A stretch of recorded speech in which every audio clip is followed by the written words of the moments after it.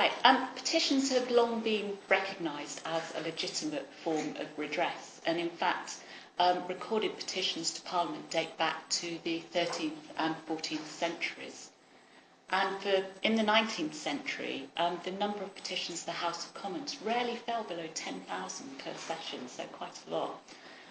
Today, in the 21st century, petitions are back in vogue, and indeed the Hansard Society say that petitions outside the formal systems considered here are one of the most popular forms of political engagement. Now, our paper's considering formal e-petition systems in elected representative institutions. Now, if you look at systems, e-petition systems are different, and it's very difficult to come up with a specific definition. But we thought an ideal e-petition system would enable petitions to be created, signed and submitted on the website of an elected representative body, and that body would also need to have a process for delivering a response. We felt that was important.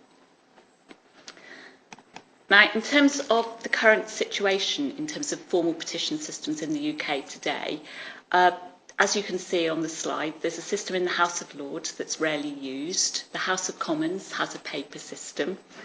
And the coalition government introduced an e-petition system in July of 2011 to replace the 10 Downing Street system. Both the Scottish Parliament and the National Assembly for Wales have paper and e-petitions facilities. And at the local level, there are various systems. Now, the number of systems at the local level is actually very unclear. There's no central mechanism for collecting figures, and there's very little research that's been done in this area. Some research has been done by Panagiotopoulos et al. In 2011, and they found that, they identified that more than 280 e-petitions facilities in the 353 English local authorities. However, they go on and they talk about the fact that very little's been done to promote these systems, and more than a third aren't visible on the website. In terms of the rest of the UK, well, as of February of 2015, there were 4 systems in Scotland. In Wales, there don't appear to be any, although one council does say on its website that it has a system, but it's not possible to actually find that system. So we're saying at the moment there aren't any in Wales, and there are none in Northern Ireland. Now, the methodology taken for this research, well, we've taken a case study approach, and basically we focused on a number of systems at the national, devolved and local levels. And I can come back and talk about this in a bit more detail if you like, but I thought I'd go on to the more substantive slides. Now, given that the researchers looked at systems in the Scottish Parliament and the National Assembly for Wales, and these systems are widely considered to be models of good practice, we thought it was important to look at what you might take from those systems and try to apply to reaching in at the local level for citizens. So I'd just like to run through the main features of these systems. I suppose the first thing is that they are open and accessible. Anyone, anywhere in the world, can submit a petition to them as long as they're within the remit of the Parliament or the Assembly. They have low signature thresholds. In the case of the Scottish Parliament, you just need 1 signature. In the case of the National Assembly for Wales, 10 if you're an individual. And of course, they both have paper and e-petitions facilities. They each have a very clear statement of purpose. So, for example, petitioners know exactly what they can and cannot achieve by submitting a petition, and that's very important. They also have petitions committees. Now, if you submit a petition to the National Assembly for Wales or the Scottish Parliament and it's accepted, a petitions committee will discuss your petition and give you a response based on the deliberations of that committee. So if you like, you've had the opportunity to have your voice heard.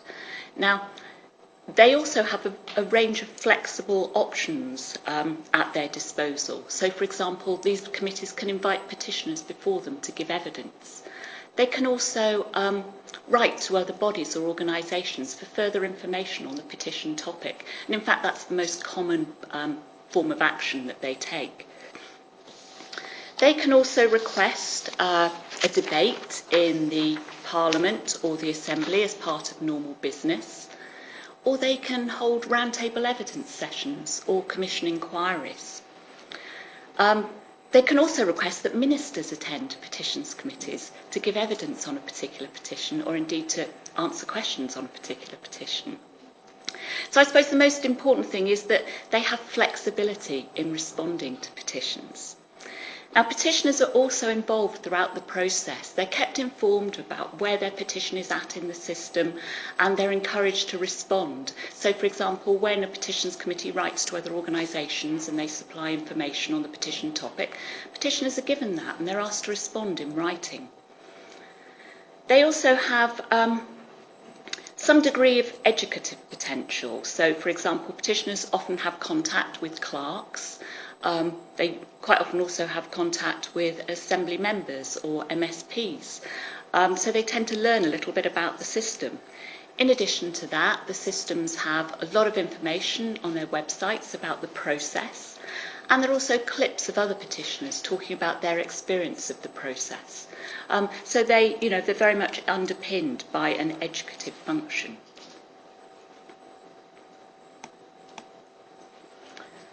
Okay, well, drawing on the systems in Scotland and Wales, it's possible to suggest a number of characteristics which might contribute to strong e-petition systems at the local level. Now, these include things like a clear statement of purpose, again, so petitioners know what they can and can't achieve by submitting a petition, but that's also about managing expectations. To give you an example, the coalition government's e-petition system has a statement on its website that says e-petitions are an easy, personal way for you to influence government and parliament in the UK.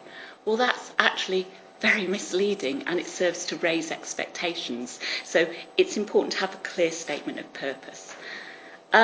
Secondly, direct access. Well, it's important that a petitioner can just submit a petition without having to go through an elected member. In the case of the House of Commons paper system, you have to get an MP to submit it for you. So we're suggesting that you just need direct access here. A low signature threshold is also important. Petitions shouldn't simply be about how many signatures you can get, because that might mean that really important issues that just get a handful of signatures don't get considered. Now,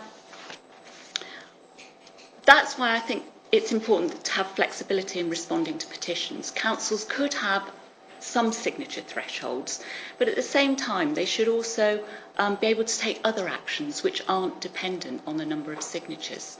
So, for example, a petition could be attached to an existing debate or a review. Perhaps they could agree to undertake a consultation, to hold an inquiry, to meet with petitioners, or go out on a site meeting, for example. So they could have a whole range of actions at their disposal. Now, why is this important? Well, the vast majority of people who submit a petition are not going to get what they ask for. So their treatment and experience of the process is really important. If they feel that they've been listened to and the process has been fair, then they're much more likely to accept the outcome, even if it isn't what they asked for originally. The opportunity for the petitioner to receive advice and guidance on their petition before it's submitted, well, yes, again, that's about having contact with clerks, probably. And I've already mentioned the importance of a petitions committee. But I think it's important to note that you don't need a dedicated petitions committee. In Renfrewshire Council, for example, the committee there, when the research was undertaken, was a scrutiny and petitions committee. And I now believe it's an audit, scrutiny and petitions committee. It would be helpful to have some sort of tracking system so petitioners can see the progress of their petition and indeed the outcome of it online. And again, it's important there to actually be specific feedback on the petition topic to the petitioner and all those that have signed the petition, not just a general response. In fact, in the coalition government's e-petition system, you have to get 10,000 signatures just to get a general response from the relevant government department, which isn't very satisfactory because it's not specific to your petition. Also, it's important that petition systems should be taken seriously by the Council and be seen as an integrated part of the system. Again, the systems in Scotland and Wales, they're integrated parts of the Parliament and the Assembly, and MSPs and Assembly members attend them happily to give evidence. Okay. And finally, the opportunity to engage with the political system and to learn a little bit more about how it works. Well, I think enabling citizens to engage with the political system through conversations with members and officers and clerks is important in enabling them to learn a bit about the political system. It's also important in illustrating that, policy making is complex. It doesn't take place just at the click of a mouse. And that, might be as valuable an outcome as anything else. Now, final slide. We recognise that this isn't all easy and there are challenges for e-petitions and indeed e-petition systems, and there are a whole range of issues there which I'm not going to talk to. We can discuss them in the questions if you like. Some of them I've already mentioned, but others are different, so I'll leave it there. Thank you. All right, okay, thank you very much. Thank you. Before we move on to